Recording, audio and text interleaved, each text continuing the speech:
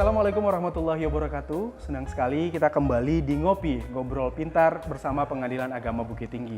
Dan kali ini saya Febri Aziz kembali menemani Anda di series ketiga Ngopi kita kali ini.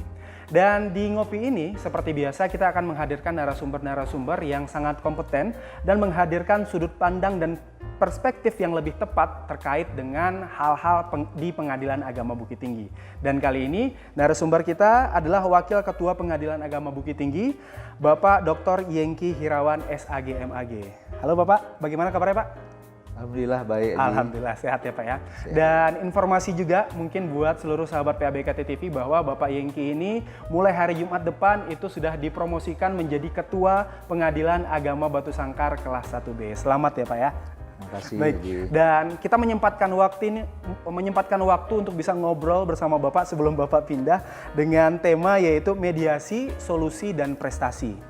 Nah, langsung saja ke pertanyaan pertama Pak, tapi sebelumnya nggak afdol kalau nggak ada kopinya Pak. Jadi silahkan diantarkan dulu kopinya. Dan sembari itu Aji mau menginformasikan kembali kepada seluruh sahabat PABKT TV mengenai kanal-kanal media sosial kita, yaitu untuk IG dan Instagram di @PABukittinggi, di Facebook PABukittinggi.BKT, Telegram di @PABukittinggi, dan WhatsApp 081166444602. Dan baik, kita langsung ke pertanyaan pertama Pak. Sebenarnya kan banyak sekali perspektif yang berkembang di masyarakat yang mensinyalir bahwa pengadilan agama ini merupakan lembaga yang cenderung menceraikan suami istri. Asal sudah datang ke pengadilan agama Bukit Tinggi atau pengadilan agama secara umum, maka otomatis akan bercerai. Apa benar demikian Pak sebenarnya? Baik Eji, tidak benar demikian. Karena majelis hakim itu pasti akan menilai terpenuhi atau tidaknya gitu seluruh syarat-syarat formil dan syarat-syarat material dari suatu perkara tersebut. Apabila tidak terpenuhi, tentu ya permohonan atau gugatan tersebut tidak dikabulkan.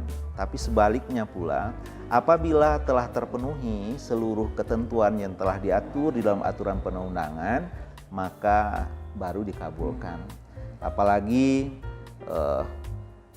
ruh dari Undang-Undang Nomor 1 Tahun 1974 tentang perkawinan itu sebangun dengan ketentuan di dalam hukum Islam bahwa pada dasarnya perceraian itu harus dipersulit, sehingga nanti akan dilakukan gitu seluruh ketentuan hukum acara, termasuk optimalisasi mediasi dalam perkara perceraian tersebut. Jadi sahabat PABKT TV sudah harus memiliki perspektif yang lebih tepat nih, bahwa tidak benar setiap perkara yang diajukan ke pengadilan agama pasti berakhir dengan perceraian ya Pak ya. Nah, menarik sekali Pak, ada upaya mediasi di pengadilan agama. Apa sebenarnya yang dimaksud dengan mediasi itu Pak? Mediasi itu memang salah satu alternatif penyelesaian sengketa. Pengertiannya adalah tata cara penyelesaian sengketa melalui proses perundingan untuk memperoleh kesepakatan antara pihak berperkara dengan dibantu oleh mediator. Itu pengertian dari mediasi itu. Dan apakah semua perkara yang datang ke Pengadilan Agama Bukit Tinggi ini harus melewati mediasi dulu Pak? Atau perkara apa saja nih Pak yang juga harus dimediasi gitu Pak? Di dalam pasal 4 Peraturan Mahkamah Agung Nomor 1 Tahun 2016 tentang prosedur mediasi di pengadilan sudah dijelaskan mana saja perkara yang wajib dimediasi dan mana yang tidak. Yang wajib dimediasi itu adalah seluruh perkara perdata, termasuk perkara verzet, yaitu perlawanan terhadap putusan verstek, dan perlawanan terhadap putusan yang telah berkekuatan hukum tetap, baik yang diajukan oleh pihak itu sendiri yang disebut dengan partit verzet atau pihak ketiga yang disebut dengan derden verzet. Ada memang pengecualiannya, yaitu yang pertama adalah yang tidak wajib dilaksanakan mediasi apabila ditentukan di dalam aturan perundang-undangan waktu penyelesaiannya dibatasi. Nah, di pengadilan agama yaitu gugatan sederhana. Itu diatur penyelesaiannya 25 hari kerja sejak sidang pertama. Yang kedua, apabila salah satu dari pihak berperkara itu tidak hadir. Yang ketiga, apabila ada gugatan rekonvensi atau gugatan balik atau gugatan intervensi, gugatan dari pihak ketiga di tengah persidangan kontensius sedang berjalan. Selanjutnya, tidak wajib juga mediasi perkara penolakan, pencegahan, pembatalan, dan pengesahan perkawinan. Nah, termasuk yang tidak wajib dimediasi itu adalah perkara yang sudah dilakukan mediasi terlebih dahulu sebelum gugatan diajukan oleh mediator yang terdaftar di pengadilan agama setempat, lalu sudah dinyatakan oleh mediator itu tidak berhasil. Nah, jadi beberapa keadaan tersebut gitu ya, maka perkara tidak wajib dimediasi. Selainnya itu wajib mediasi. Nah, terkait dengan mediasi ini Pak, berapa lama mediasi atau proses mediasi ini Pak? Apakah hanya dilakukan sekali atau barangkali bisa dilakukan berulang kali gitu Pak? Pelaksanaan mediasi ini dilakukan berkali-kali. Karena memang ada tahapan pra-mediasi namanya, ada pelaksanaan mediasi dan ada pasca mediasi. Jadi pelaksanaan mediasi itu ada beberapa tahap gitu, yang harus dilakukan secara terjadwal. Waktu yang ditentukan di dalam peraturan Mahkamah Agung tentang pelaksanaan mediasi itu adalah 30 hari kerja. Apabila para pihak sepakat, dapat ditambah 30 hari kerja lagi.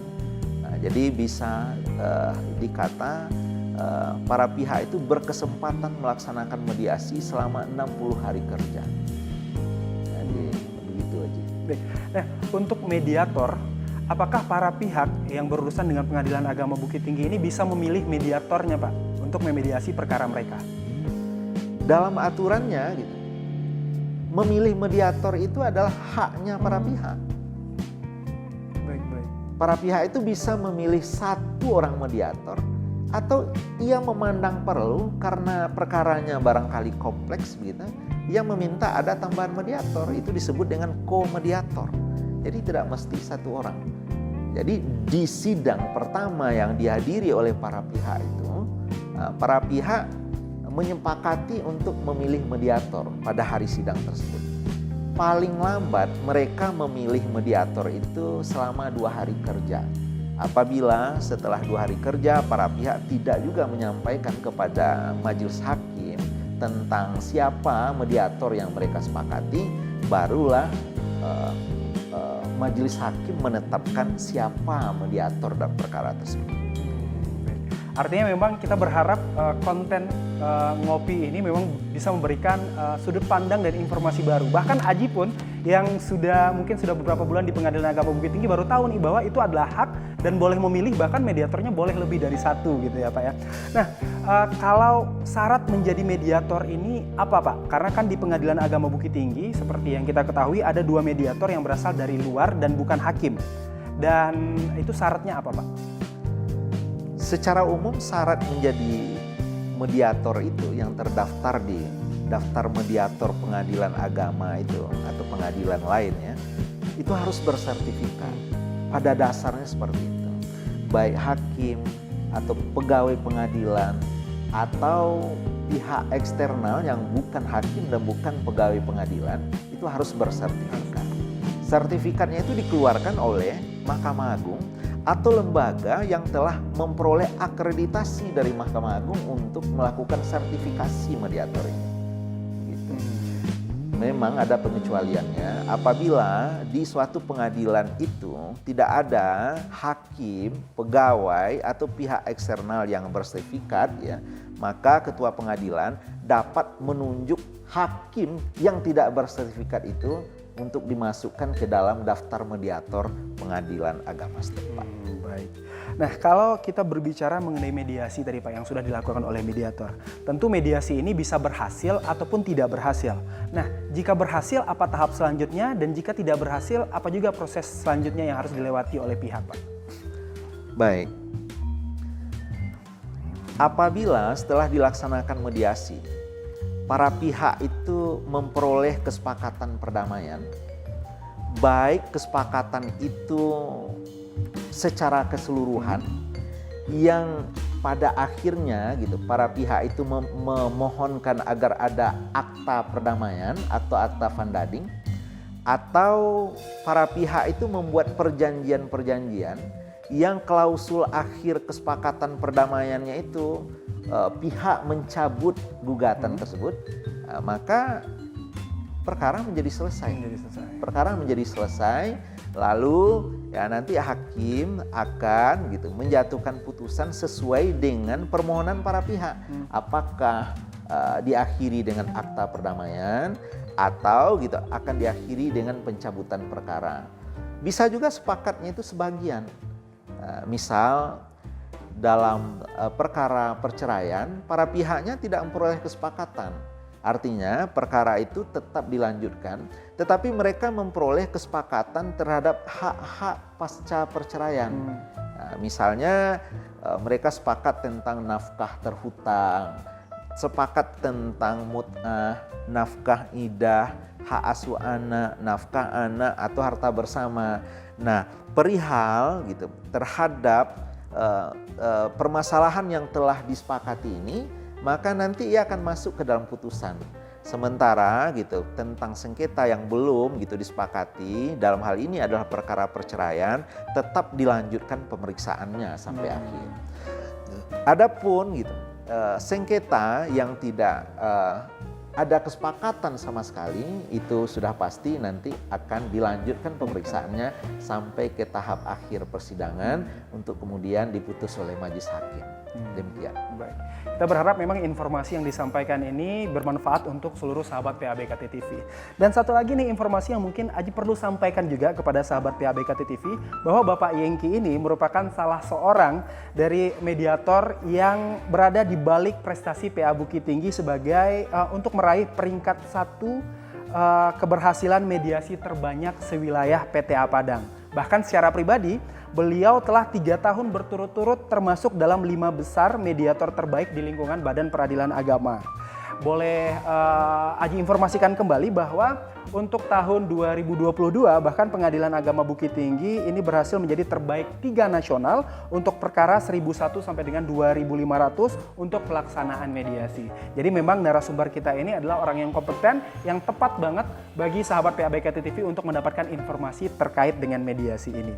Nah, terkait dengan keberhasilan tadi Pak, mungkin bisa dikasih triks gitu Pak, dan tipsnya juga, mungkin ditonton juga oleh para mediator dari pengadilan agama lain, apa tips dan triks untuk bisa berhasil melakukan mediasi, Pak? Oke, baik Aji. Kalau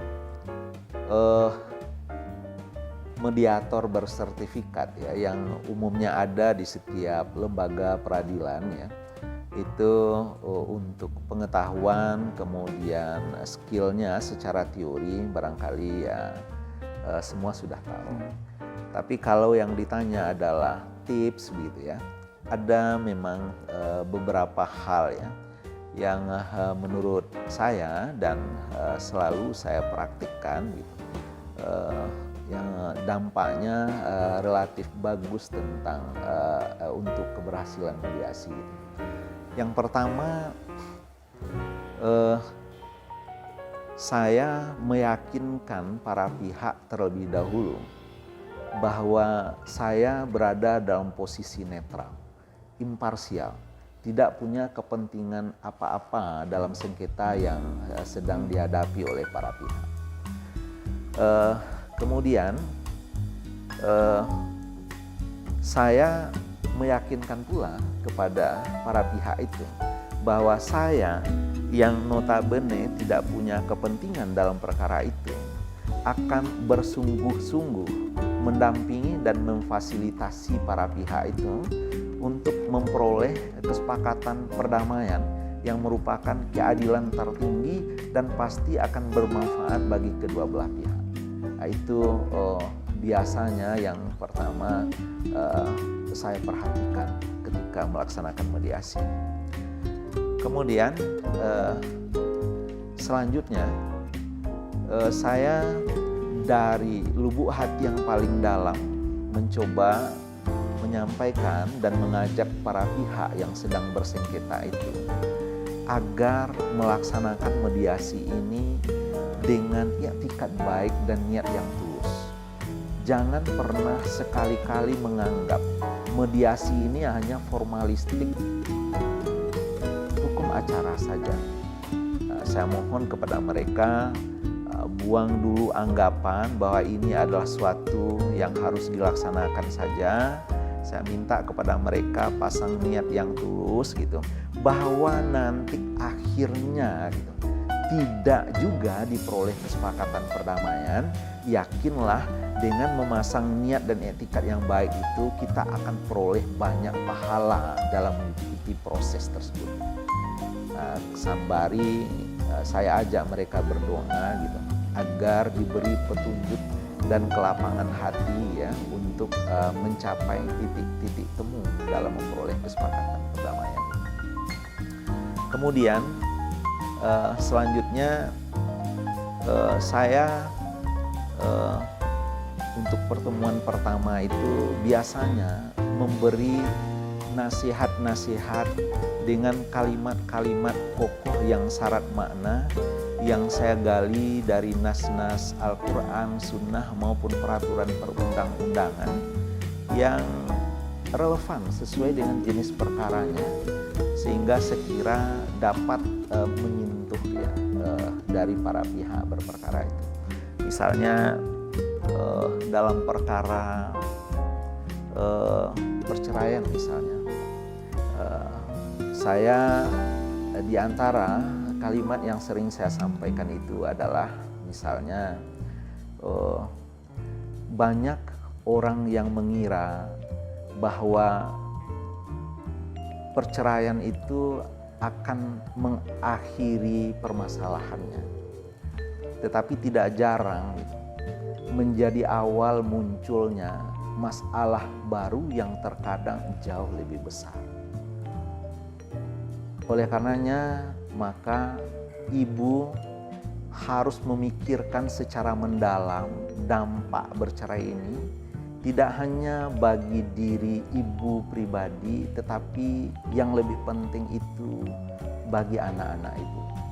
Bagi ibu pribadi misalnya, siapa yang bisa memastikan bahwa setelah ini ibu ada jodoh? Lalu kalau ada ketemu jodoh, siapa yang bisa memastikan bahwa jodoh berikutnya lebih baik dari yang ini? Kemudian siapa pula yang bisa memastikan bahwa setelah dapat jodoh gitu, ada keturunan dari pasangan berikutnya? Untuk anak-anak misalnya, saya coba mereka berpikir gitu, bahwa siapa yang tidak sayang kepada darah daging kita? Tetapi nanti ketika bapak dan ibu tidak sabar dan tetap melanjutkan perceraian ini, lalu nanti salah satunya akan dibatasi oleh ruang dan waktu untuk mencurahkan kasih sayang kepada anak ini, karena anak ini akan berada pada salah satu orang tua. Kemudian misalnya kita sampaikan pula bahwa sebagai seorang ibu, barangkali ketika melihat anak kita berada di dalam kobaran api, kita tidak memikirkan lagi keselamatan jiwa kita, kita langsung masuk ke dalam api itu untuk mengangkat anak kita. Ketika kita melihat anak kita di bawah air yang deras, ya, seorang perempuan, seorang ibu tidak memikirkan lagi apakah ia pandai berenang atau tidak untuk menyelamatkan nyawa anaknya. Itu menyelamatkan secara fisik ibu.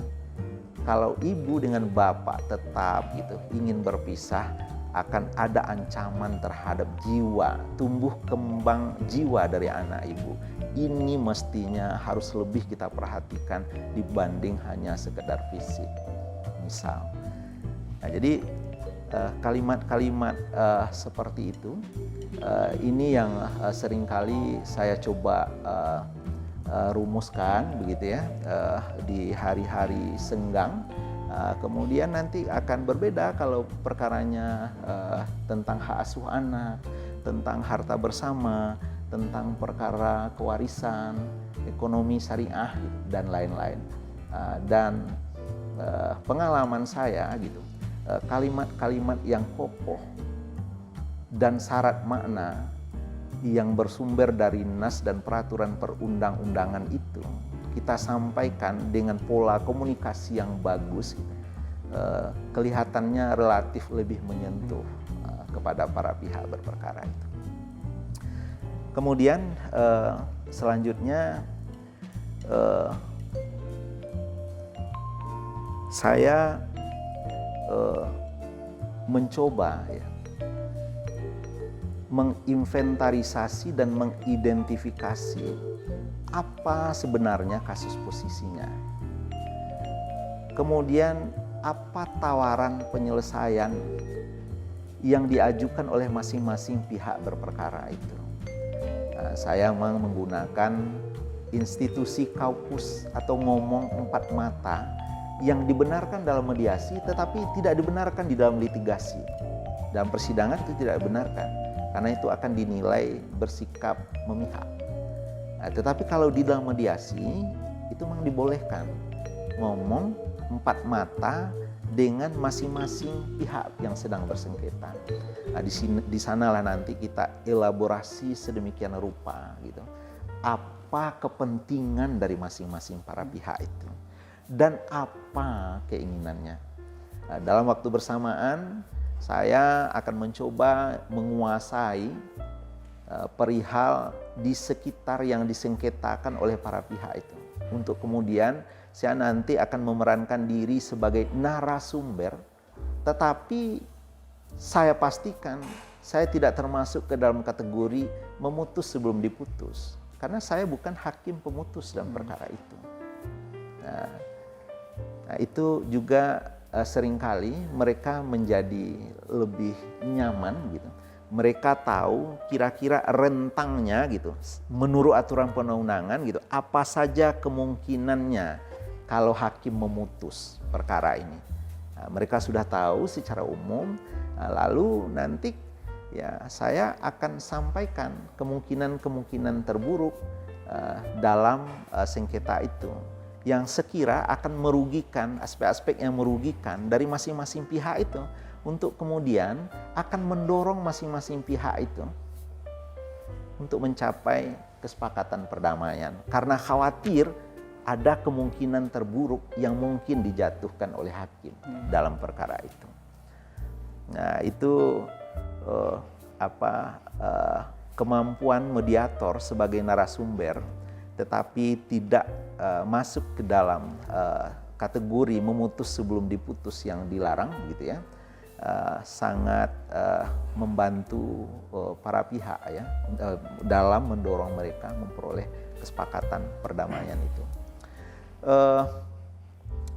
Kemudian saya juga sangat ya memperhatikan ya aspek komunikasi serta aspek psikologi yang sedang dihadapi oleh para pihak yang sedang bersengketa itu. Memang Haji ya, sebagai mediator itu relatif berbeda dengan sebagai hakim. Nah, itu barangkali di antara kesulitannya hakim itu sebagai mediator itu. Karena hakim itu kita memang gitu dilatih dan diminta ya sebagai pemutus. Nah, tapi sebagai mediator itu kita harus sabar, kita harus dengarkan dulu. Kadang-kadang pihak itu memarahi kita, kadang-kadang menunjuk-nunjuk kita. Coba Bapak bayangkan, sering sekali mereka seperti itu. Ya, kita tidak boleh emosi. Jadi mediator itu memang harus sabar. Kita harus dengarkan. Seringkali setelah mereka curhat sedemikian rupa, marah-marah, malah memarahi kita begitu. Ujungnya gitu.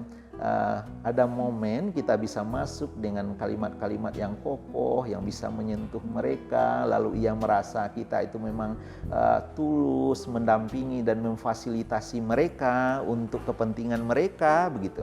Itu setelah itu nanti mereka akan relatif terbuka itu untuk kemudian ya setelah kita kuasai persoalannya sedemikian rupa, kita kemukakan alternatif penyelesaian sengketa yang merupakan tawaran kita. Setelah ada tawaran dari pihak penggugat, ada tawaran dari pihak tergugat, lalu kita buatkan alternatifnya. Nah, kemampuan atau kesungguhan kita mencari banyak alternatif itu juga seringkali gitu berpengaruh kuat terhadap apakah para pihak itu akan memperoleh kesepakatan perdamaian atau tidak. Nah, itu kalau alternatif itu hanya beberapa, lalu rasa mereka belum mengakomodir apa yang mereka inginkan gitu ya. Nah, itu juga agak sulit itu mereka memperoleh kesepakatan perdamaian. Jadi itu barangkali ya di antara tipsnya yang biasanya saya lakukan.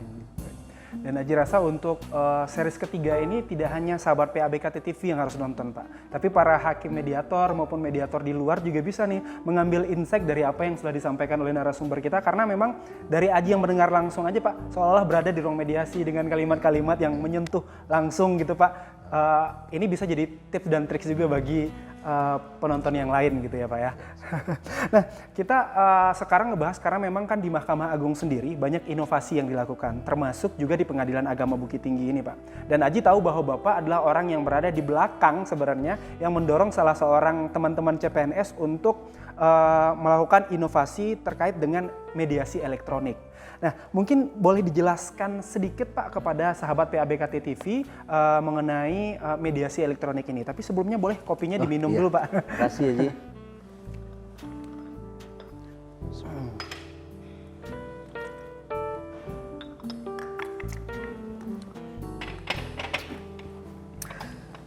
Begini Haji, sebenarnya mediasi secara elektronik ini sudah disinggung di dalam peraturan Mahkamah Agung nomor 1 tahun 2016 tentang prosedur mediasi di pengadilan itu. Namun memang belum dijelaskan gitu secara lebih spesifik gitu. Bagaimana bentuknya, bagaimana mekanisme pelaksanaannya gitu, dan seterusnya, belum ada. Namun Mahkamah Agung mengeluarkan kebijakan baru tentang mediasi ini, yaitu melalui peraturan Mahkamah Agung Republik Indonesia nomor 3 tahun 2022 tentang mediasi secara elektronik. Nah, jadi memang di dalam peraturan Mahkamah Agung itu diatur secara detail sedemikian rupa bagaimana melaksanakan mediasi itu secara elektronik. Ada memang beberapa ketentuan ya. Nah, yang pertama, majelis hakimnya itu harus menawarkan kepada para pihak apakah para pihak itu mau berperkara secara elektronik atau tidak, dengan ya meminta kartu identitas dan pas foto dari para pihak tersebut. Kalau para pihak itu tidak mau menggunakan sistem mediasi secara elektronik gitu, majelis hakim tidak boleh memaksa, memang tidak boleh memaksa, karena memang mediasi itu dipandang akan lebih efektif kalau seandainya ya ketemu langsung, pihaknya ketemu langsung. Tetapi dalam kondisi tertentu kedua belah pihak itu kesulitan hadir dan tidak pula ada alasan yang menjadikannya boleh tidak hadir secara langsung di dalam pertemuan mediasi. Nah, biasanya begitu, kedua belah pihak itu sama-sama tidak dapat hadir secara langsung dan tidak cukup alasan gitu ya untuk tidak hadir gitu. Lalu mereka berdua bersepakat untuk menggunakan fasilitas mediasi secara elektronik. Nah, kalau mereka sudah sepakat gitu ya, maka nanti ya akan diadakanlah mediasi itu ya secara elektronik yang aplikasinya mereka sepakati, biayanya mereka sepakati. Nah, gitu. Kemudian nanti seluruh dokumen-dokumennya itu ya termasuk komunikasi dengan mediator, termasuk mediator dari pihak eksternal gitu ya, itu melalui sistem informasi peradilan. Melalui sistem informasi pengadilan itu seluruh dokumennya, resumenya diajukan di sana, baik dari penggugat maupun dari tergugat gitu. Jadi tanda tangannya juga kalau sudah punya tanda tangan elektronik bisa dengan tanda tangan elektronik. Nah, jadi di Pengadilan Agama Bukit Tinggi sekarang kita sudah menyediakan fasilitas gitu mediasi secara elektronik itu. Meskipun bentuk aplikasinya masih sederhana dan kita berkomitmen itu untuk tetap mengembangkan aplikasi itu ke arah yang lebih baik. Jadi sekarang apabila para pihak ingin melaksanakan mediasi secara elektronik di Pengadilan Agama Bukit Tinggi itu sudah bisa dilakukan. Artinya memang Pengadilan Agama Bukit Tinggi berupaya untuk melakukan pelayanan optimal gitu ya Pak ya, termasuk dengan inovasi ini sendiri. Iya. Dan sahabat PABKT TV, karena memang keterbatasan waktu, sepertinya kita tidak bisa memperpanjang lagi obrolan kita gitu Pak. Tapi sebelum kita akhiri, mungkin Aji ingin meminta kepada Bapak, hal apa yang ingin disampaikan kepada sahabat PABKT TV, khususnya pihak yang berperkara di Pengadilan Agama Bukit Tinggi, dan khusus lagi ini terkait dengan mediasi ini Pak. Oke, baik Aji. Saran saya kepada masyarakat ya, pencari keadilan, apabila sedang bersengketa dan diajukan ke pengadilan gitu, serta perkaranya itu termasuk kategori yang wajib dimediasi, maka gunakanlah institusi mediasi ini dengan sebaik-baiknya. Karena mediasi ini manfaatnya sangat banyak. Di antaranya yang pertama adalah apabila kita menyelesaikan sengketa kita melalui mediasi, itu akan lebih cepat, lebih sederhana, dan lebih ringan biayanya. Dari segi cepat dan sederhana, kalau perkara itu diselesaikan tidak melalui mediasi, di tingkat pertama masih ditoleransi oleh Mahkamah Agung kalau diselesaikan dalam jangka waktu 5 bulan. Di tingkat banding 4 bulan, sudah 9 bulan. Proses mengajukan ke tingkat banding itu sebulan, sudah 10 bulan. Di kasasi 9 bulan, berarti sudah 19 bulan. Ditambah waktu gitu, pengiriman berkas kasasi itu 2 bulan.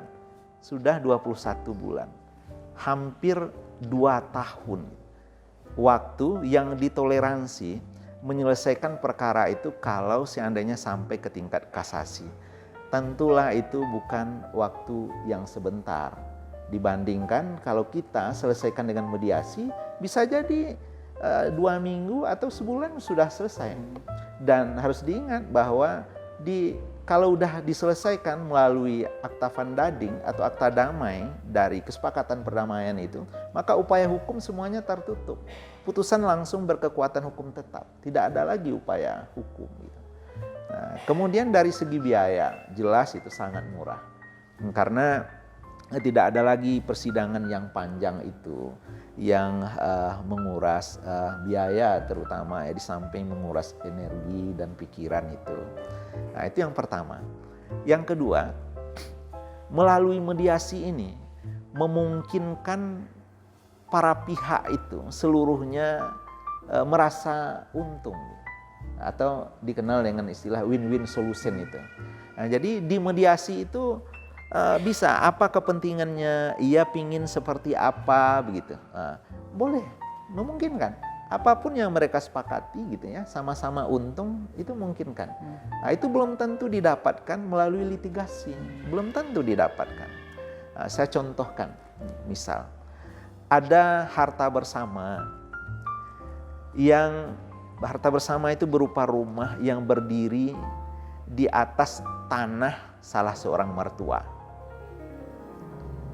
Kalau seandainya diselesaikan secara mediasi, bisa saja tanah itu milik misalnya istri. Lalu dengan kesepakatan istri mengompensasi nilai rumah yang merupakan bagian dari suaminya. Nah, kan begitu. Tetapi kalau melalui litigasi itu susah sekali itu. Ya, apa bisa dilelang nanti atau tidak? Kalau amar putusannya hanya menyebutkan gitu bahwa rumah yang berdiri di atas tanah orang tua si anu begitu, itu tidak akan ada yang mau membelinya. Sehingga nanti ya kepentingan suami yang secara real gitu barangkali secara umum punya bagian separuh ya dari harta bersama berupa rumah tapi berdiri di atas tanah orang lain itu tidak bisa ia dapatkan. Nah, tetapi kalau melalui mediasi itu sangat mungkin gitu, didapatkan. Kemudian keuntungan selanjutnya adalah bahwa kalau sengketa kita selesaikan dengan cara mediasi, itu akan lebih adil. Kenapa? Karena yang memutus perkara itu para pihak sendiri. Saya termasuk itu kalimat yang sering saya sampaikan. Andai besok di akhirat ternyata gitu harta bersama bagian bapak ini adalah lebih dari yang disepakati ini, insya Allah gitu, kelebihannya itu akan dinilai oleh Allah sebagai hibah dari bapak kepada mantan istri bapak. Atau sebaliknya, andai di akhirat besok gitu, menurut Allah gitu, bagian ibu lebih banyak dari yang ibu sepakati dengan bapak ini, maka insya Allah gitu, kelebihan itu akan dinilai oleh Allah sebagai hibah ibu kepada suami ibu.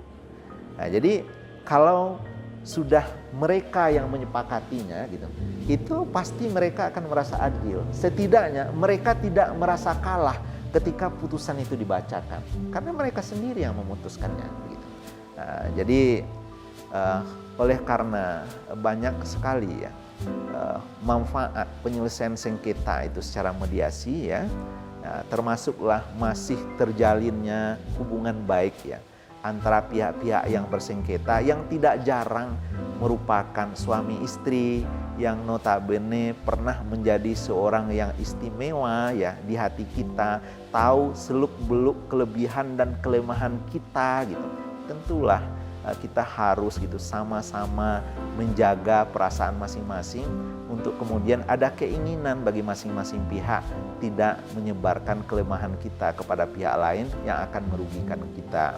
Kemudian ya ada dalam perkara kewarisan ada hubungan darah di sana juga yang perlu kita jaga harmonisasi hubungannya.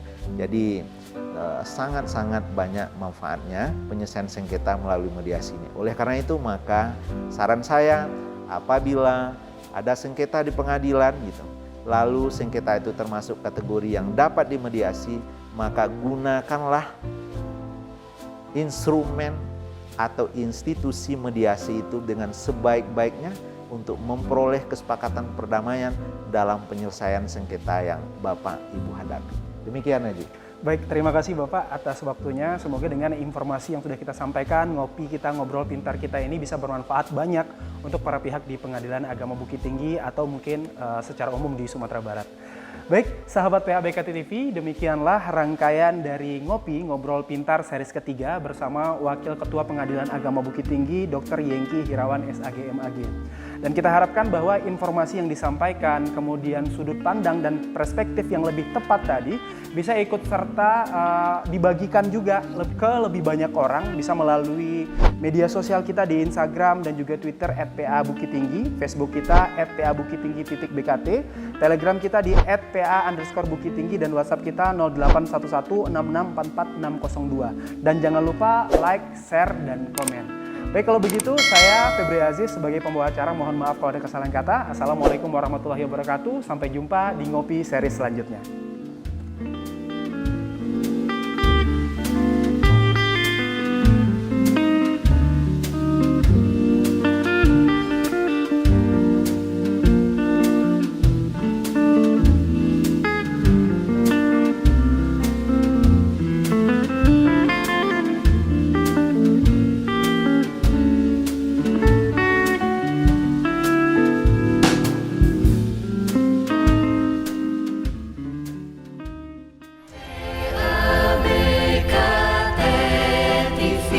Bersama